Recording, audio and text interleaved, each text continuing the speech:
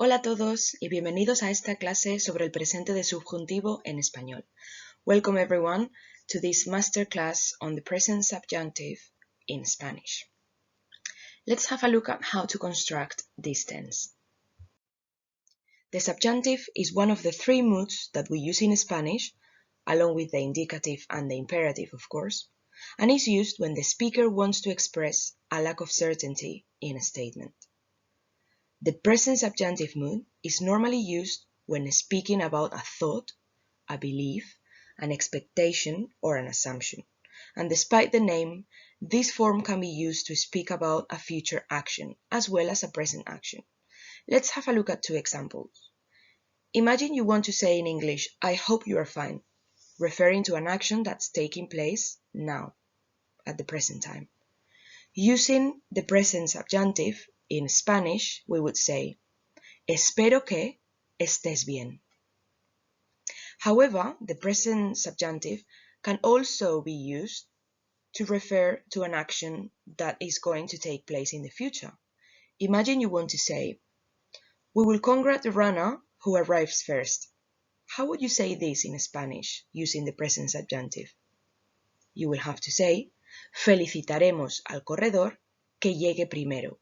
Both examples are in the present subjunctive. However, one refers to an action taking place in the present tense and another one to an action taking place in the future tense. One of the most important things is the trigger phrases.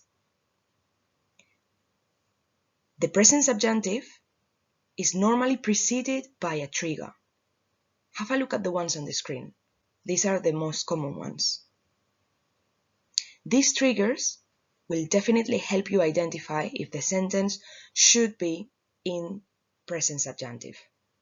And they will be extremely helpful. As you can see, we've got triggers that refer to expressing a want or a desire. For example, quiero que, followed by the subjunctive clause. Deseo que, followed by the subjunctive clause. Other trigger phrases refer to negative thoughts, no creo que, dudo que, to possibility, es posible que, es probable que, again followed by your subjunctive clause. Or they also refer to importance or other phrases. So make sure you make a note of these trigger phrases because they will definitely help you identify if the sentence should be in present subjunctive. Let's have a look at the endings for the present subjunctive and how to conjugate it. The good news is that the present subjunctive is very similar to the simple present tense. So to fully understand this explanation, make sure you have the present tense endings, the table, handy. So you can compare and you can identify similarities and differences. So, once you know how to conjugate the simple present tense, the following conjugation is quite straightforward. Let's have a look at the endings. What do you notice if you compare this table to the present tense one? Well, for AR verbs, the vowel in last syllable of the regular indicative conjugation will change from an A to an E, or from an O to an E for the personal pronoun I. We must follow a similar formula when dealing with the ER and IR regular verbs. The vowel E in the present tense will change to an A in the last syllable of the regular indicative conjugation, and from an O into an A for the personal pronoun yo. Of course, there are irregular verbs that need to be conjugated differently. Have a look at the main ones. Any verb that is irregular in the I form of the present tense will carry that irregularity in all forms of the subjunctive present tense.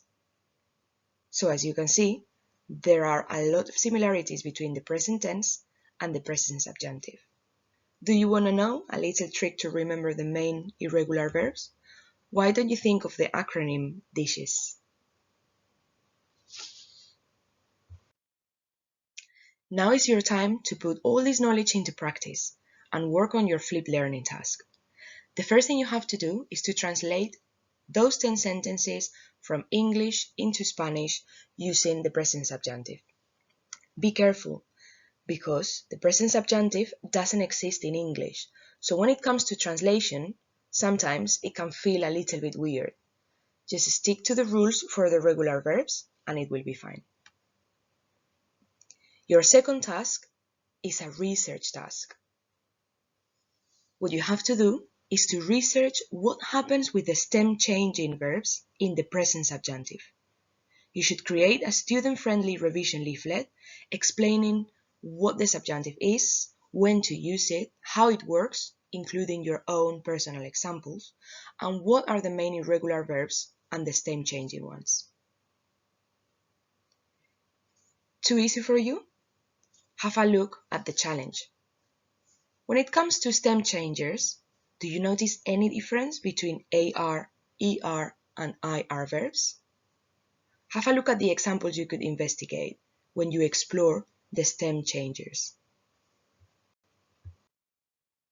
Thank you for listening. Hopefully now you have a better understanding on how and when you should use the present subjunctive. We look forward to seeing your final outcome. In this case, your 10 sentences translated into Spanish with perfect grammatical skills and your presentation on the present subjunctive. Thank you. Adiós.